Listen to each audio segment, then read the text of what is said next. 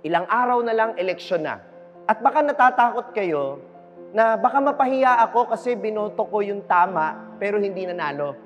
Makinig kayo ha.